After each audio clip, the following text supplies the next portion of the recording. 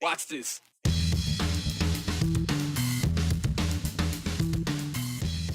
Idaho's population just can't seem to slow down, but the state capital shouldn't expect to see much more growth in its foothills. We're not going to keep expanding our city. Why Boise wants to start preservation efforts. More than 7 decades ago, Idahoans went through a storm that put everything on hold: the economy, people's lives, farming.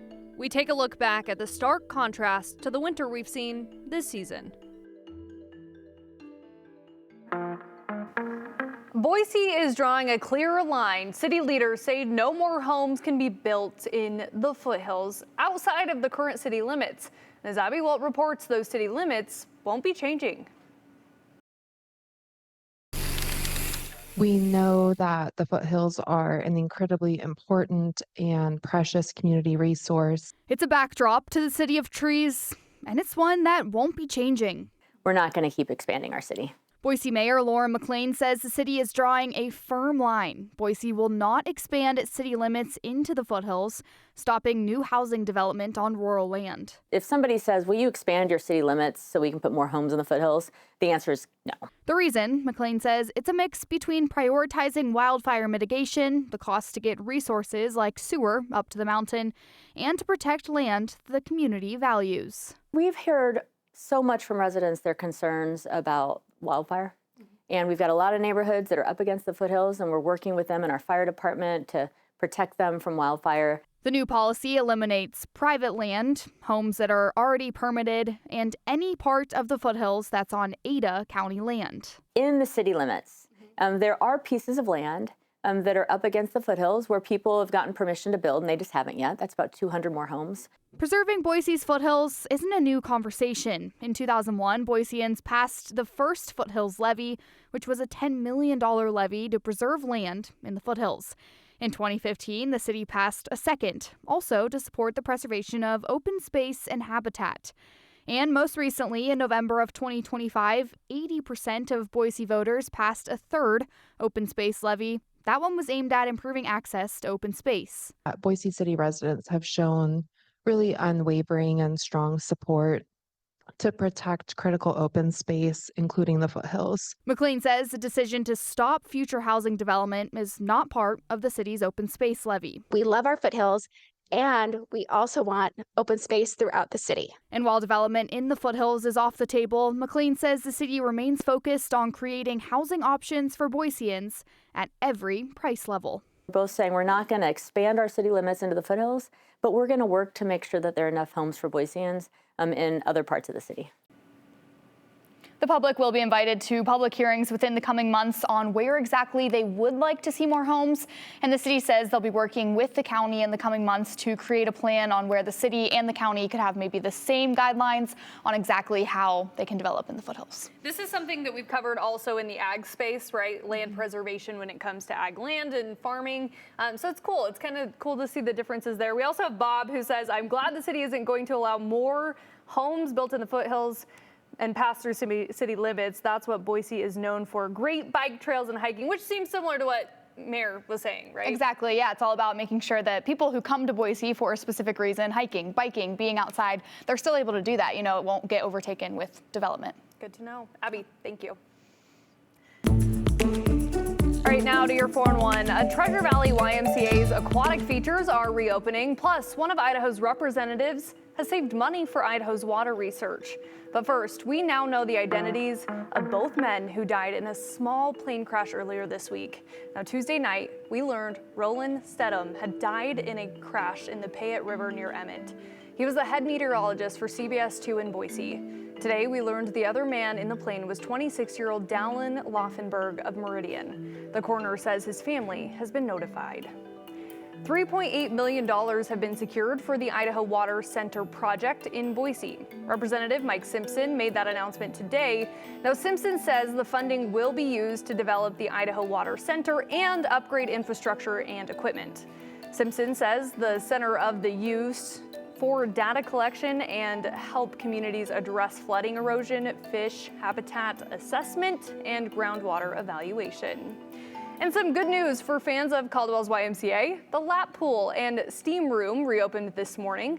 The hot tub will also reopen tomorrow, along with swim lap lanes, a swim lesson area, a space for open swim. The rec pool, beach, river, and slides are still closed as repairs continue. For the latest on those updates and hours, be sure to head to the YMCA website.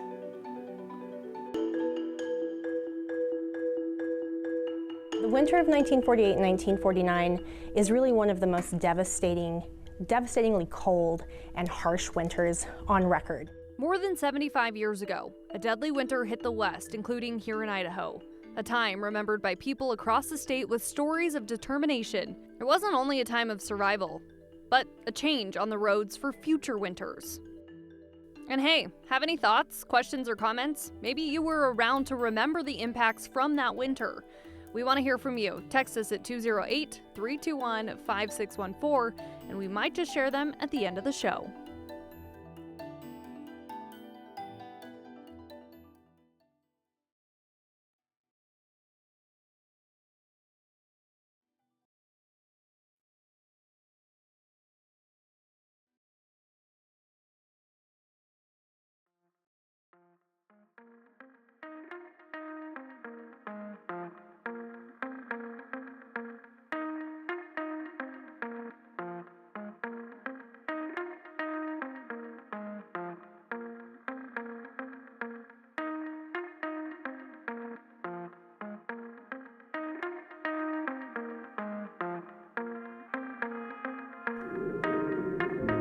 The year was 1948, and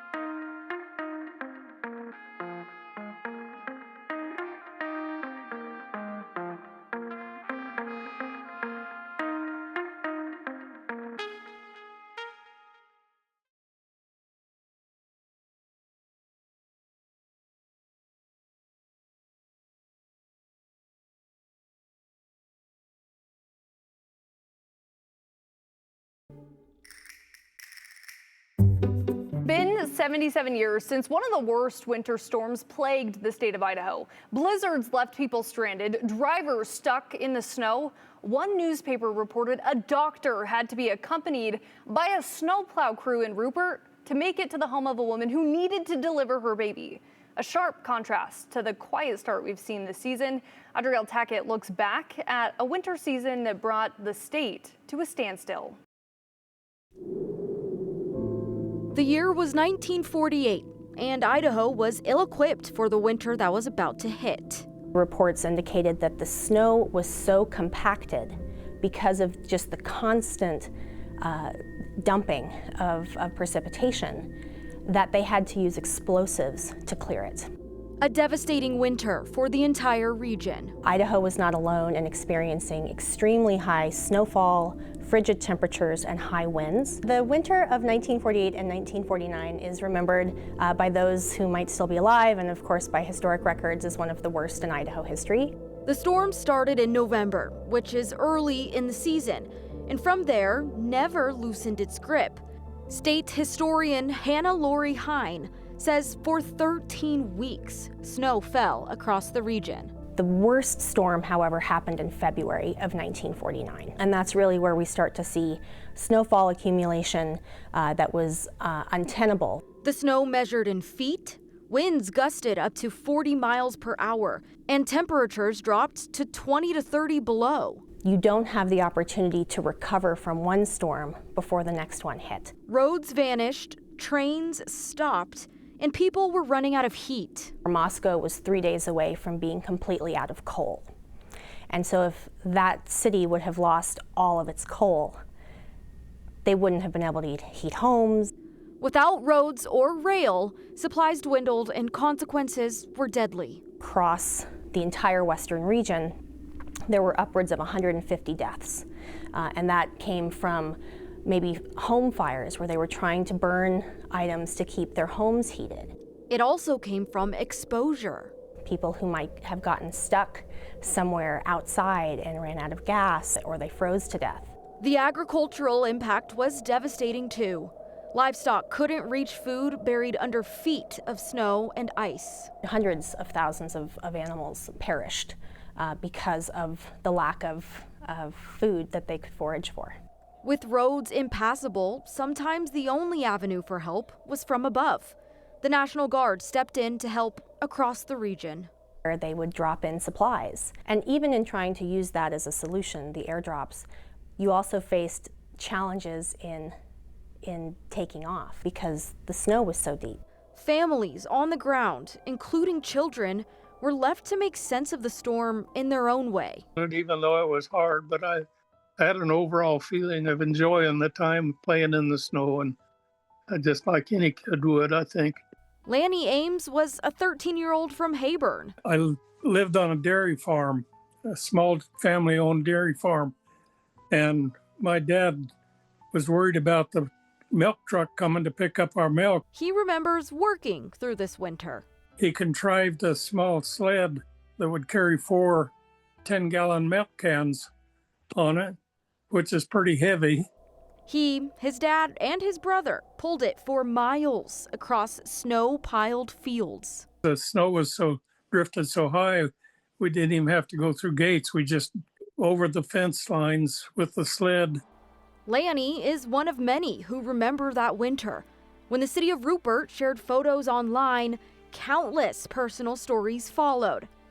My dad hooked an old scraper backwards to a team of horses to get to the canal bank, to get a truck to take my mom into town so I could be born. Thanks. And we had a family member that died trying to go out and find the cattle. He never came back. Went to try and find him, had froze out there. It left behind damage to families and the community. The Division of Public Roads within the Department of Public Works made repairs to more than 1,300 miles of roads in Idaho. Even the federal government stepped in. Immediate emergency relief, nearly $200,000, which in today's money is about $2.7 million. The snow didn't just bury roads, it exposed the need for a better system. The state ran a study to determine if a standalone highway department would be something beneficial, which changed Idaho for the better. So in 1950, this study resulted in legislation that created the Idaho Highway Department, which is the precursor to today's Idaho Transportation Department. The winter of 1948-49 did more than freeze Idaho. It changed how the state prepared, how it built, and how it responded to extreme weather. For those who lived it, it's a memory from 3/4 of a century ago. For Idaho, it was a turning point. And Hunter, this was not just a crazy storm for Idaho. It was the West overall, but there was a delegate to Congress at the time, John C. Sanborn. He was a legislator here from the Magic Valley, and he is a big reason that Idaho was able to get aid from the federal government because he advocated that for that at a federal level. I mean, it's incredible to think that that department wasn't there and around during this time. I remember living through a pretty severe storm when I was a child growing up in Idaho, but again, not as severe as this. No. Did you ever go through anything that serious? No, not in my lifetime, for sure. And I think that it's incredible that we can hear direct stories from people who have lived them. So keep sharing them, please, because we love to hear them. Yeah, we have some viewer comments. We'll get to that at the end of the show. Yeah. Thank you. Incredible history there. And what a contrast, right, from that winter that was so devastating to the one we are experiencing now. Look at our snow total for the entire winter season so far. Not even an inch of snow. And of course, the majority of this, 0.7 inches in Boise, fell yesterday. It wasn't until, or the first snow we saw of the season, of course, was way back on November 30th. So this is officially the slowest start on record as far as snowfall goes in a winter season for the City of Trees. We do have some precipitation off to the west. You can see western Washington and Oregon Oregon getting soaked right now, but is any of that going to make its way in? I don't think it will. We may see a little push of precipitation in the early morning hours tomorrow as that system continues trucking north and east. So Baker County, west central mountains, you might have a little flurry or two overnight, but I think that's about it as far as any precipitation chances for the next several days. Now, that system did push some clouds in. We saw sunshine early. It's an overcast Thursday afternoon, but a mild one. We're at 43 in Boise right now, 40 in Twin Falls, about on par with normal in McCall at 30 degrees, in the low 40s in Sun Valley right now. So not a lot to look at out there necessarily, but for late January, this is just about seasonable, a couple degrees above normal for Boise. As we look at our big picture, high pressure will once again become and stay our dominant weather feature for the long term. That will take us through the end of January, into the start of February, into Groundhog Day. And our forecast might just start feeling like Groundhog Day is when high pressure takes control. We see those inversion conditions strengthen, and that means we see very little day-to-day change as that high pressure will direct our storm track up and around that kind of dome or inverted bowl, if you can think of high pressure that way. So let me put our futurecast into motion. I'm going to roll us all the way to about Saturday night. We start seeing the axis or the core of that high pressure move slightly east over the weekend. Clouds will stay in play. I don't think we'll see a whole lot of sunshine in the coming days. This system off to the west, it won't be strong enough to erode our ridge or bring in any precipitation to far southwest Idaho, but by Sunday night into Monday, some of that moisture may start having an impact on places like McCall. Couple showers could pop up again to wrap up the weekend, head into Groundhog Day on Monday. But for the first 3 days of the McCall Winter Carnival, which kicks off tomorrow, look at these temperatures up around 40 degrees every afternoon with a mix of sun and clouds, but dry. No active snowfall expected as we head into the weekend, and that will be the case for the Boise area as well. Mostly cloudy Friday, tomorrow highs reaching for 50 degrees, so almost 5 degrees warmer than normal. We'll get a little surge of milder air underneath that building ridge of high pressure, so it'll feel comfortable out there. Again, you just won't need the sunglasses tomorrow as those clouds will likely stay mostly cloudy. So we'll wake up to temperatures right around 30, not a frigid start, but a little bit frosty on the windshield tomorrow. Highs reaching for 50 across most of the Treasure Valley, mid 40s for the Magic Valley tomorrow, upper 30s and even low 40s in the mountains to wrap up our work week. As we wrap up January on Saturday, 47 degrees, and then those temperatures just hold steady in above average territory, mid to upper 40s every afternoon, all the way through next week, with hopefully some more sunshine emerging by Wednesday, but also patchy fog and low stratus likely developing as we see that inversion start to strengthen. It is 5:16 on your Thursday. Quick check of those traffic conditions. We are seeing slowdowns in our typical trouble spots. Some points along the I-84, 184 merge point on the connector showing some signs of slowing. Otherwise, these 4 different vantage points of I-84 across the region from Ada County into Canyon County don't show any major headaches right now. So things are looking okay so far for that drive home on your Thursday.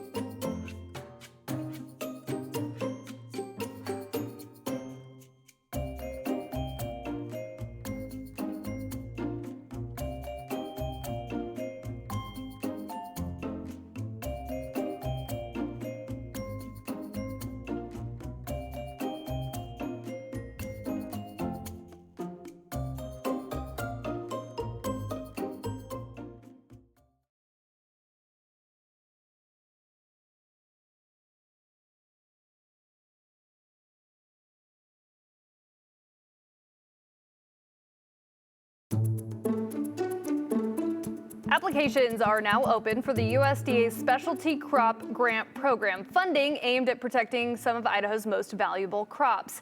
These grants support a wide range of research, from beans and wine grapes to hops, oilseeds, and even potatoes. University of Idaho was a recipient of last year's grant. Their researchers are focused on studying powdery scab and mop top virus in potatoes.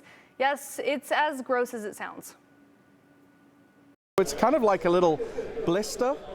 Very early on, it'll be like a little kind of raised blister, but then that kind of smooths out with older potatoes as some of those blisters kind of burst.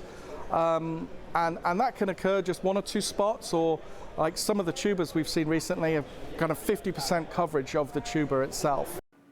They have eyes and they also kind of have skin. All right, the two diseases can cause scabs on the outside of the potato, but also on the inside of it, all because of a single cell in the soil. One stage of it is when it's like hatched, is it's like a little sperm and can swim in any available moisture. And there's evidence that it can move up to 1/2 meter in the soil. So when we apply a fungicide, you know, we might be treating the area with potatoes, but because this thing can swim in, it might be reintroducing itself from where it hasn't got hit by a fungicide. So there is a lot of challenges with this pathogen. The scabs are unappealing to consumers and hard to process because of their thicker skin on the potato. Most times it's not noticeable until it's been harvested or cut into, and that uncertainty can be devastating for growers because it lowers the quality, which means lower quality, less money. All right, coming up at 6, we're going to take a look at what farmers can do to protect themselves and what the university's research has accomplished so far, and of course, what comes next. Now, for groups or producers looking to apply for the grant, applications are due on March 8th. By the way, researchers with University of Idaho are also working on new fungicides to help potato farmers fight diseases in crops just like these. It's a collaborative effort between several different colleges at the university. The university says their experiments are similar to how scientists create medication for people. They use computer simulations and combine chemicals. Researchers have already found combinations that are effective against potato fungal diseases.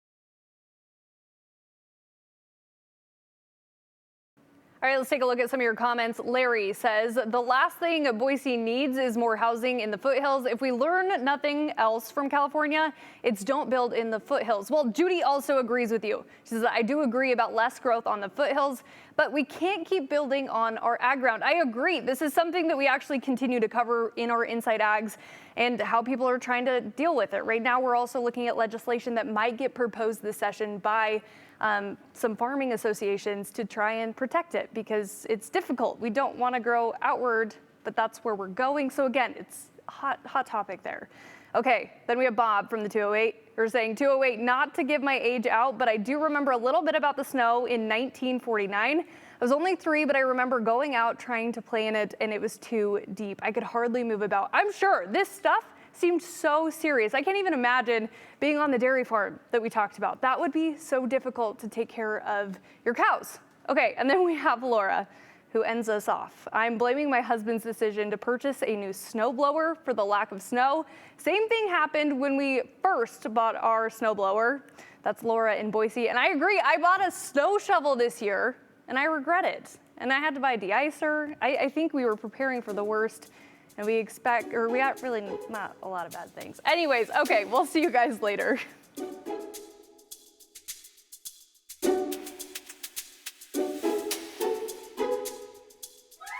Continue with us and watch free now on the KTVB Plus app everywhere you stream.